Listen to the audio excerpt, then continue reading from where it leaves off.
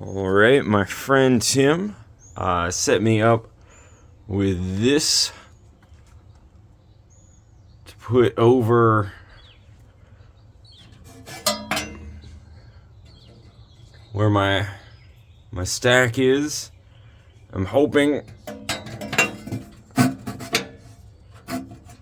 that this is going to change the airflow in the smoker and make it so the heat comes down more over the meat here.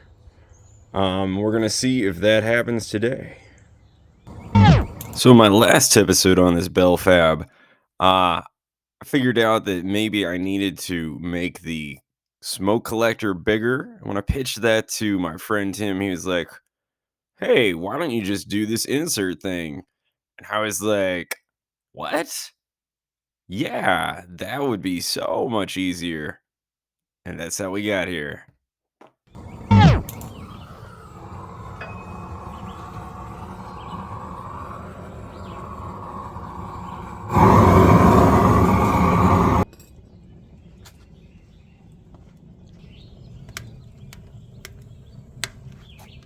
All right, I went a little above 300 a second ago, but now we see that this thing is about 280 over here and about 275 over here.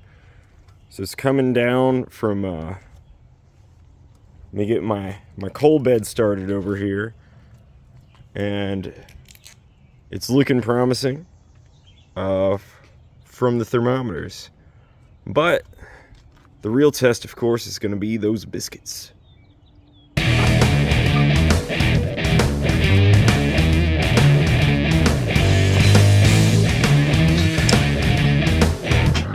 Let's see how they do. Decided to add some temperature probes. Alright, we come in here. Alright, that one looks very done. This one, not as much. I'm not sure why.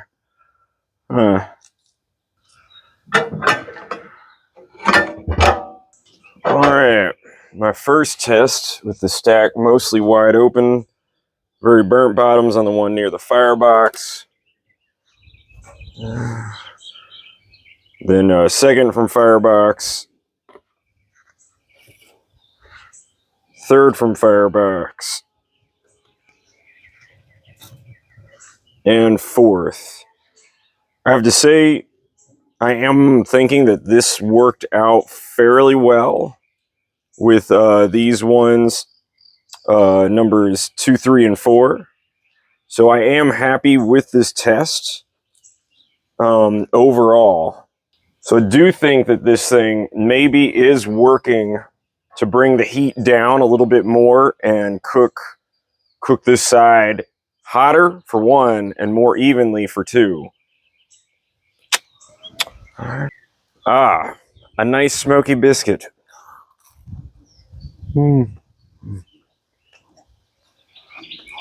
Ham and cheese biscuit.